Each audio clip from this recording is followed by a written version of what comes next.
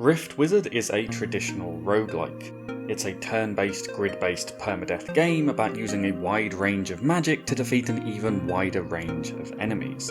In Rift Wizard, you are an immortal wizard destined to rebuild your talents and slay your rival. But to do this, you'll need to fight through 25 increasingly challenging floors of enemies, and realistically the first few times you play, you will be dead by floors 5 or 6. Rift Wizard is a game all about clever strategy and planning, and it does not pull any punches. The game's win percentage, going by the achievements, is just 9%. And to compare that to other games, that's half of Faster Than Light, 7 times lower than Slay the Spire, and apparently it's not all that different to Getting Over It with Bennett Foddy. So, yeah. Rift Wizard is quite difficult.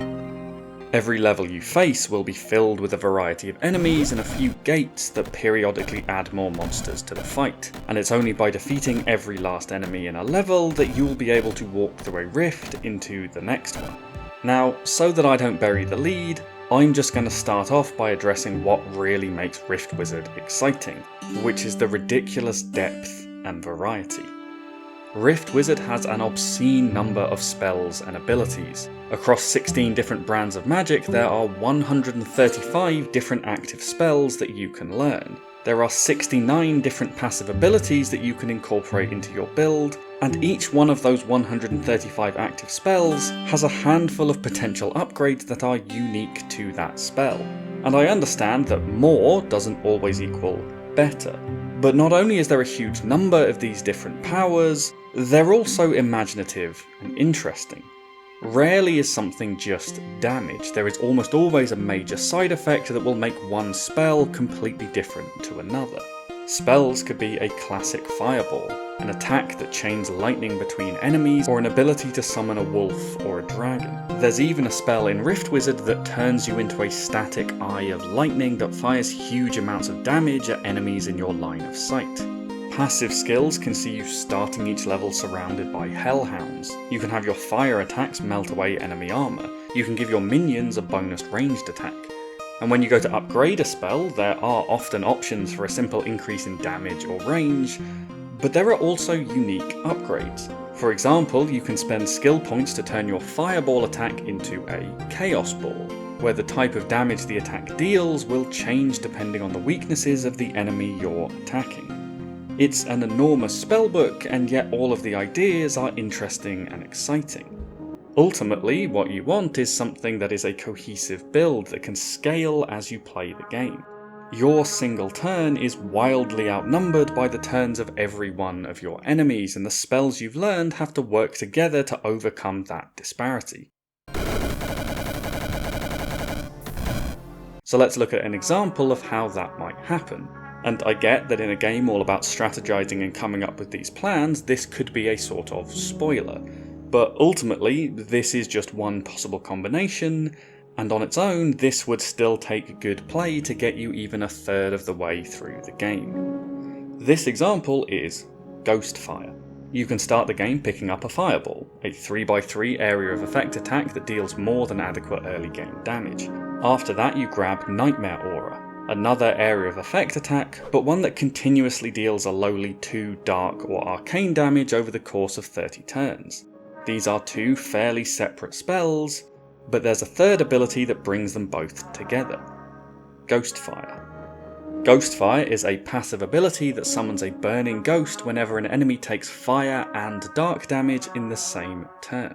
So when Nightmare Aura deals dark damage on a turn where you were attacked with a fireball, that combo not only deals damage, but also summons a friendly burning ghost near the enemies. And so on your next turn, not only do you still get to attack, but your ghosts will attack for you as well.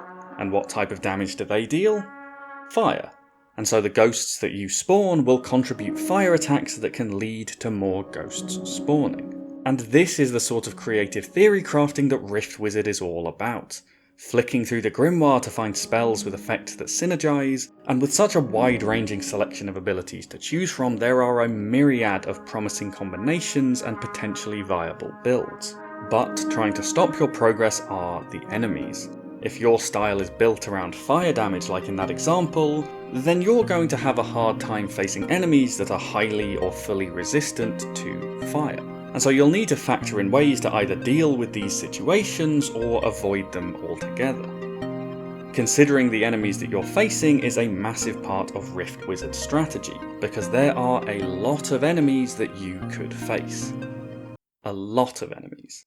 I said that depth and variety was Rift Wizard's big selling point, and at the time of writing this video, there are 541 different enemies in the game. A few of these are variations on a theme. There are a handful of troll types, dragon types, and goblins, etc.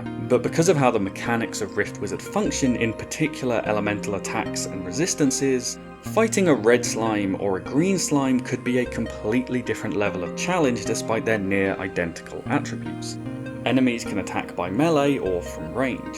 They can attack with different elements and be resistant to different elements. Some can apply stuns, some can fly across ravines, some enemies can teleport around at random or can leap to close down gaps. Some enemies can heal themselves or others, and some enemies can even summon minion enemies of their own. There are interesting behaviours and attributes that differentiate how monsters act, and more importantly change how you need to fight them.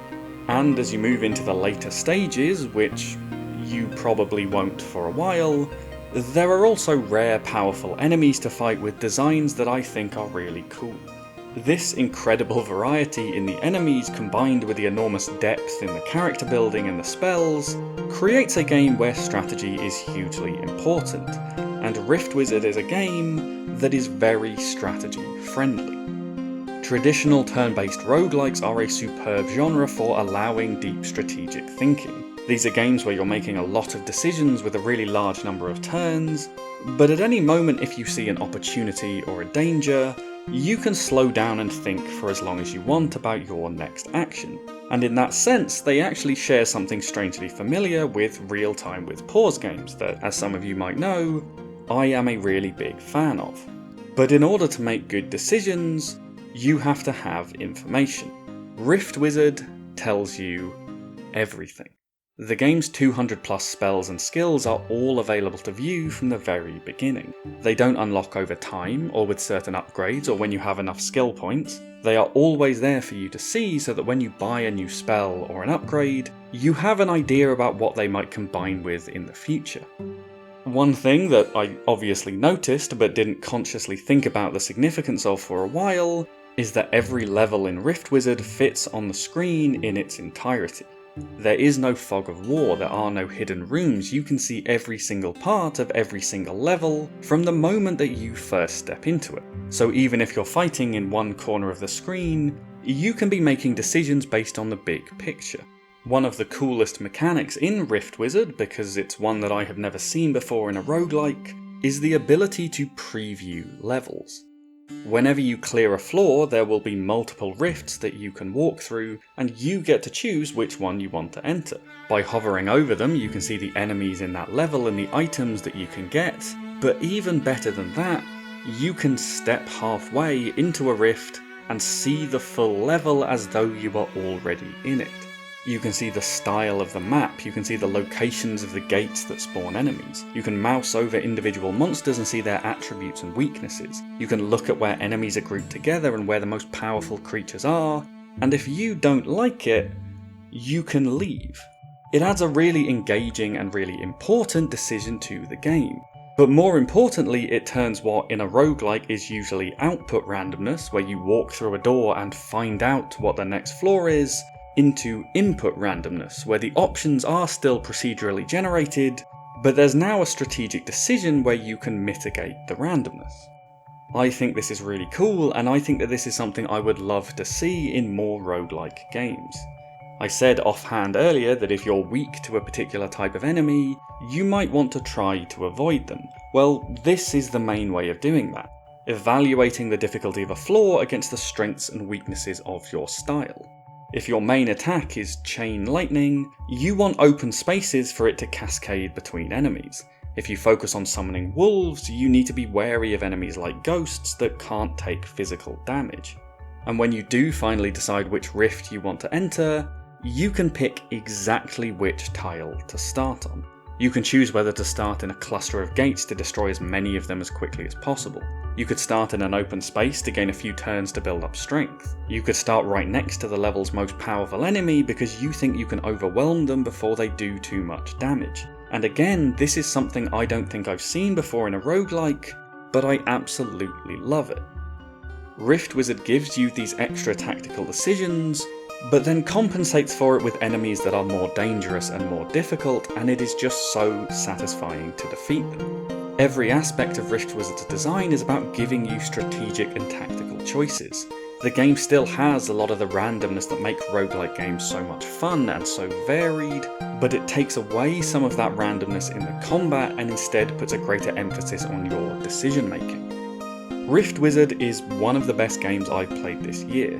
I think I would probably give that title to Wildermyth, I'll put the video on the screen at the end, but Rift Wizard definitely gets a nomination. This style of game is right up my alley. Strategy and planning, a huge number of enemies and abilities that all feel different in the mechanics, and a game with a tight and focused idea that is just a joy to play around with.